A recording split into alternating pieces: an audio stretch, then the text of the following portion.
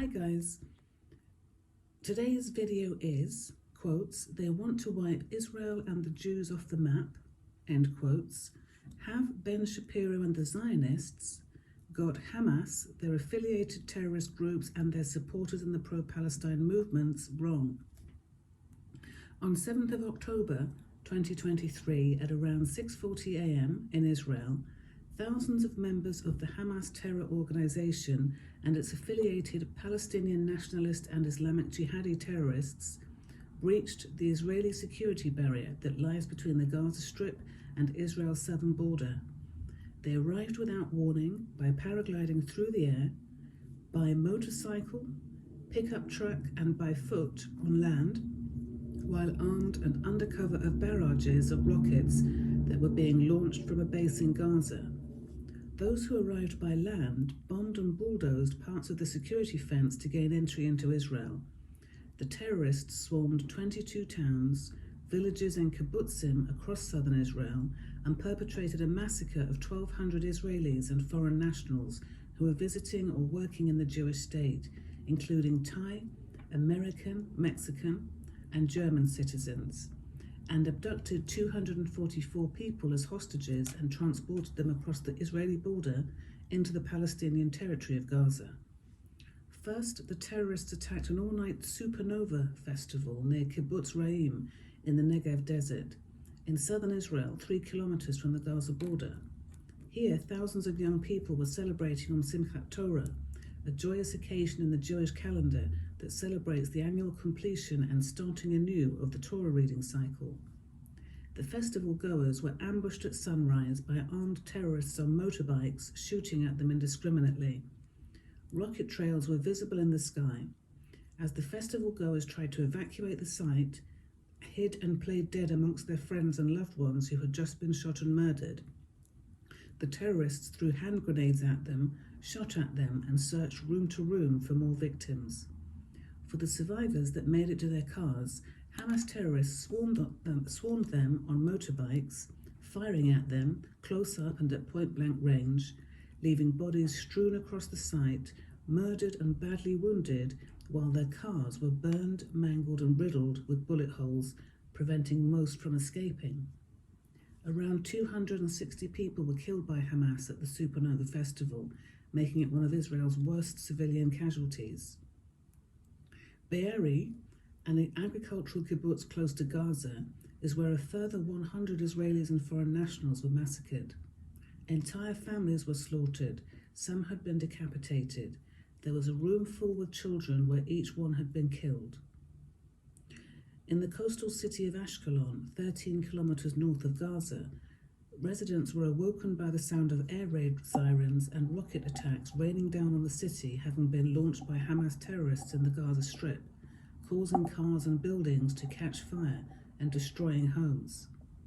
Once more, whole families were slaughtered in their homes and their safe rooms, with some having been butchered as others were taken hostage. There were around 400 casualties in the city of Ashkelon on October 7th. In Sderot, a city in southern Israel around 4 kilometers or 2.5 miles from the Gaza Strip, heavily armed terrorists rode into the city in the back of white pickup trucks, one with a mounted machine gun in the back with the capacity to fire hundreds of rounds a minute. The city of 30,000 residents has become a ghost town following the massacre after being relentlessly pounded with rockets, 75 in total, that were launched from the Gaza Strip, destroying many of Sderot's buildings. On the day of the massacre, 13 of the city's residents had boarded a bus to go on a day trip to celebrate Simchat Torah, but the terrorists brought the bus and its passengers to a standstill in a hail of bullets, leaving them blood-spattered and riddled with bullets.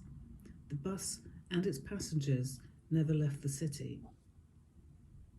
12 hours later, the terrorists were still fighting the heroes in Israel's defense forces, the IDF, as residents were evacuated out of the city to the safety of hotels in Jerusalem, 86 kilometers, 56 miles away, with only 10% of the 30,000 residents of Sderot choosing to stay behind and not give in to the terrorists. 50 residents of Sderot lost their lives to Hamas and its affiliates on the 7th of October massacre. Women and children were butchered, Homes were set ablaze to smoke out families from their safe rooms, and people were gunned down in the streets. Hamas and its affiliates had seized control of the local police department, where they murdered 20 police officers, though it was destroyed in order to end the terrorist siege there. Around 12 soldiers and firefighters were killed in the battle to regain Sderot from the terrorists. The victims of the terrorists were Israeli pensioners, children, pregnant women, babies and men. Many were Jewish. They were shot at, slaughtered, maimed, tortured, terrorized, and mutilated.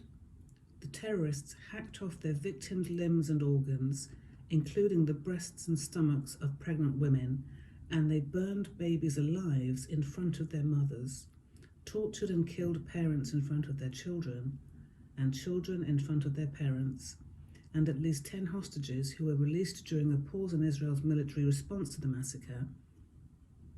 The subsequent Israel-Hamas war have reported that they were sexually abused by the terrorists.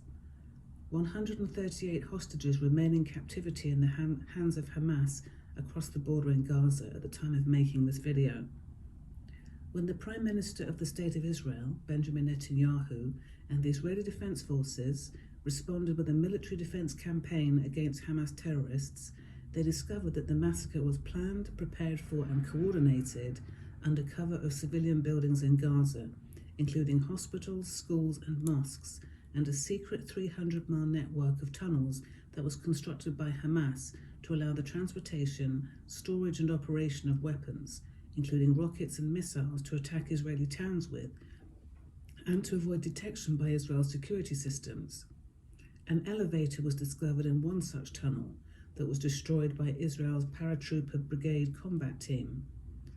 In a school in Shujaa, Gaza City, AK-47 rifles, Kalashnikov-style weapons, grenades and ammunition were found stored in the classrooms. On the day of the attack, the terrorists said to have masterminded the massacre, Mohammed Deif, commander of Hamas's military wing, and Yahweh Sinwar, the leader of Hamas, announced that the point of the massacre was to punish Israel for perceived transgressions against Islam and the Palestinian people, including violence at Al-Aqsa, or the Temple Mount, which is the holiest site in Judaism because King Solomon built the first Jewish temple there 3,000 years ago.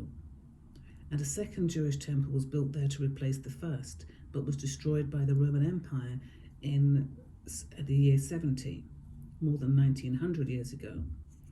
The holy site also overlooks the Kotel, the Western Wall, which is a sacred place of prayer for the Jewish people. However, in Islam, the Temple Mount is known as the Al-Aqsa compound and is home to two of Islam's holy sites, the Iron Dome and the Al-Aqsa Mosque, which was built much later, in the 8th century, about 1200 years ago. The Al-Aqsa compound is the third holiest site of the Muslims after Mecca, where Islam was born, and Medina, both of which are in Saudi Arabia. It is said that it is written in the Quran that the Prophet Muhammad was carried from Mecca to the Al-Aqsa compound, and it is the conflict surrounding the use of the holy sites that Hamas's military wing commander said inspired the massacre that he masterminded. On October 7th, 2023, however, the State of Israel captured the Temple Mount during the Six-Day War in 1967, a reality that has not been accepted by Hamas, its affiliate terrorist groups and their supporters, nor by Israel's international allied partners. Supporters of the terrorists called for a day of rage in which Muslims worldwide would hold pro-Palestine protest against Israel's military defense campaign. Powerful political and community leaders voiced their support for Hamas and condemned Israel for defending the Jewish people in their homeland. For example, Lebanon's anti-Israel terrorist group Hezbollah, which frequently targets the West Bank of the Palestinian territories, founded by Iran's Revolutionary Guard, it targets Israel from the West Bank. The West Bank is a Palestinian territory, which is right next to, it's right next to Israel. Lebanon's anti-Israel terrorist group Hezbollah, founded by Iran's Revolutionary Guard Corps in order to export Iran's Islamic Revolution around the Middle East and fight Israeli forces after they invaded Lebanon in 1982. The leader of Sinn Féin, which is Ireland's nationalist party, Mary Lou MacDonald, supported Hamas. Iran's President Raisi. Some Iranians were filmed celebrating the, quotes, success of the storm operation in Gaza, end quotes, in the Iranian parliament the day after the massacre. And the leader of Fatah, Jibril Rajoub, and Turkish President Erdogan have also supported Hamas. Pro-Palestine activists swiftly convened protest marches in response to the Hamas supporters' call for action and the Day of Rage around the world. Protest marches in the world's capital cities and beyond were convened in London, Washington, Sydney, Berlin, Dakar, Milan, Paris, Turkey, Sweden, Manila, Tunis, Tehran, Karachi, Harare, Beirut, Tokyo, Stockholm, and Johannesburg, to name a few. Social influencers and activists who voiced, organised and/or protested in support of Palestine include Greta Thunberg, Susan Sarandon, the actor, Cynthia Nixon, the actor, Roger Waters, the musician who has a history of posting inflammatory and anti-Israel content, which some would say is anti-Semitic content, the Black Lives Matter organisation, the Black Jewish Alliance, the Palestine Pulse, the neo-Nazis, the Socialist Worker Britain organisation, the Palestine Solidarity Campaign, the Stop the Wall Coalition, the International Action Centre, Al Order New York, the Palestinian Right to Return Coalition, Detroit Jews and Allies of Palestinians, the Party for Socialism and Liberation, and members of Britain's Metropolitan Police Force attended the marches and/or voiced their support for Palestine on social media. And some went further. For example, one member of the British Metropolitan Police Force posted to Twitter that anybody supporting the IDF should be prosecuted for a hate crime. Some of the protesters displayed placards that directly and indirectly targeted the State of Israel, Jews and their allies, with explicit and implicit anti-Semitic hate and defamation that seemed to suggest a plan to conquer, defeat and destroy the Jews, annihilate the State of Israel and the indigenous Jewish heritage that is inextricable from the land of Israel and the Jewish people. The "From the River to the Sea in Palestine will be free" slogan and variations of that sentiment were displayed on placards and chanted by protesters as they marched alongside placards that displayed at least 30 other forms of this anti-Semitic hateful behaviour. These slogans are being used as weapons to strike fear and terror into the hearts and minds of Jews that their people are going to be annihilated again, defeated, conquered, destroyed, and replaced with an Islamic State, and to warn the world that they intend to conquer and annihilate the State of Israel, the Jews, their ancient and modern Jewish heritage that is indigenous to the land, and to turn the region into an Islamic State. Although the last population of genocidal anti-Semites, Hitler's Nazi Germany, was defeated by Europe and her allies 78 years ago, at the time of making this video, Jews are facing another existential threat that includes genocide, this time in their own homeland, from Palestinians and various terrorist and militant groups in the Palestinian territories.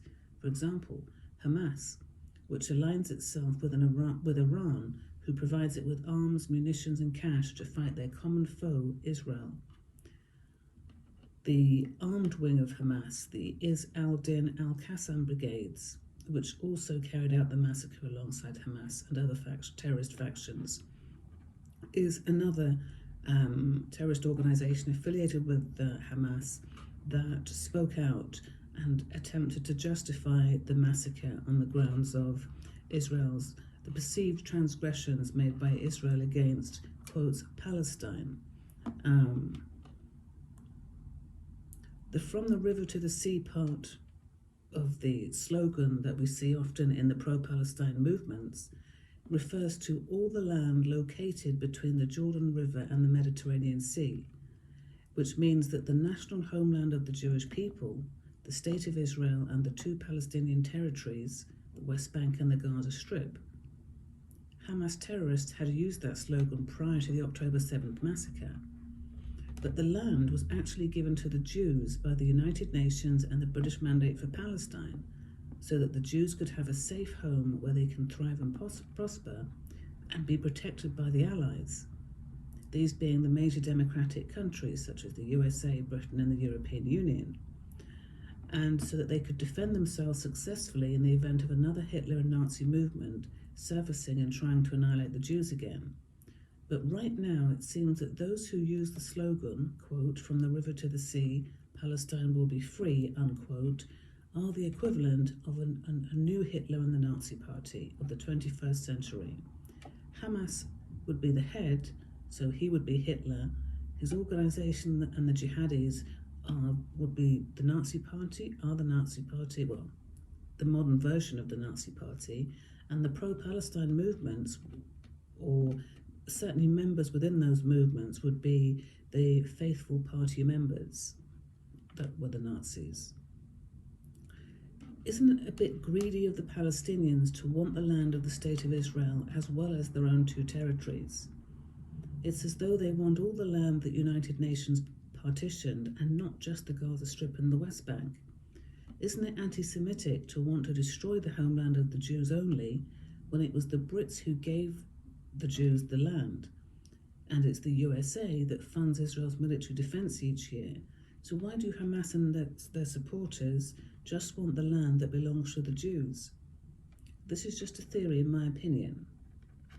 Palestine under Hamas and the Palestinian Islamic Jihad are, can I say, envious of Israel and the Jews.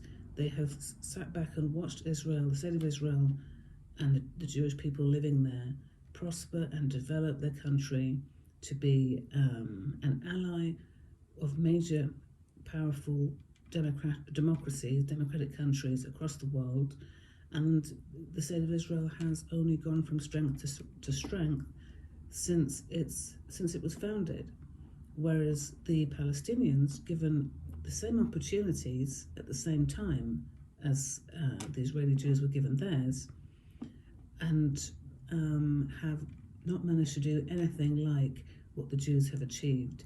The Palestinians still don't have a country of their own. They haven't bothered to create one. They just have two territories. So the Palestinians' two territories remain exactly that, two territories with the same non-country and non-state status as when the United Nations divided the land into three and gave one portion to the Jews and two to the Palestinians back in 1947. Hamas and his supporters, as the hypothetical new Hitler and the Nazi Party, want to see the Jews in their homeland eliminated by any means necessary, and to see the Palestinians replace the State of Israel and her people, to rename the three portions of land as Palestine, and to reintroduce Islamic rule. Doing this would be akin to an adaptation of the blueprint followed by the Romans and the Muslim caliphates between the 7th and 20th centuries. Before which there had been a very strong Jewish monarchy under Kings Saul, Solomon and David that ruled the land as the land of Israel, then as the United Kingdom of Israel, and after the Jewish kings passed away, the Jews divided the land in two and continued to rule it as the Kingdom of Israel and the Kingdom of Judah. The people of the Kingdom of Judah practiced their faith, which was Judaism. They rebuilt their temple for the second time, and when that was destroyed by the Romans, they wrote the Jewish texts and codified the laws that have been followed and passed down from one generation of Jews to the next by the rabbis and the women right up to the present day. In my opinion, those who politicize the slogan as a weapon to drive fear and terror into the hearts and minds of Jews want more than to just eliminate the State of Israel and the Jews. They want to conquer and destroy the State of Israel. They want to cancel or erase the Jewish intellectual capital that is inextricably connected to the Jewish homeland, and they want to return it to Muslim rule and occupation, as it was from the 7th century to the 20th century, after the rule of the Jewish monarchs and before the modern State of Israel was created. I should just say, it wasn't just the Jewish kings that ruled Israel, the land of Israel. There were non-Jewish people that ruled Israel as well. I'll cover that in another video. So Ben Shapiro and Zionist Jews often say that the Palestinians won't accept any peace deal that involves sharing land with the Jews or living next door to them, that they just want to eliminate Israel and the Jews. Therefore, the 1 and 2 state solutions are dead. And I agree with Ben and the Zionist Jews. I don't think that they got it wrong. I don't think that they've underestimated Hamas and their supporters in the pro-Palestine movements. I don't think they've underestimated the Islamic jihadis, the Palestinian Islamic Jihad, and the Palestinian nationalists. Ben is absolutely right in saying that these two terrorist groups and their affiliates want to wipe Israel off the map and the Jewish people off the map, and they want to delete all of that Jewish heritage, the Jewish heritage from 5,000 years ago that is evidenced with archaeological findings, as well as in the Bible, and the fact that the Hebrew language has been discovered on manuscripts in that region, and that language is of the Jews. There is plenty of evidence to show that this is the State of Israel. Before it became the State of Israel, sort of between 3,000 and 5,000 years ago, there was a strong Jewish presence, and although some of the Jews migrated away through exile or through conquest by subsequent empires. When I say that, I mean the Roman Empire, the Assyrian Empire, the Babylonian Empire, the Byzantine Empire. There was always a Jewish presence, but it has ebbed, the size of it has ebbed and flowed over time as new conquest took place. And what Ben Shapiro and the Zionists are saying is that the Hamas terrorists, their affiliate terrorists, sorry, please excuse me, I'm getting a little bit tired, starting to fluff my words a lot, I apologize. But these Palestinian terrorist groups and their affiliates have it in their sights to reconquer Israel and rename it Palestine and replace the Jewish people with Muslim people and impose an Islamic state and Sharia law. So he's right, he's not wrong. I think the slogan, the "From the river to the sea, Palestine will be free" slogan that we've seen on the placards at the pro-Palestine movements, it's a euphemism for Palestine will conquer, or the Palestinian nationalists and Islamic Jihad will conquer, destroy and replace the State of Israel and the Jews.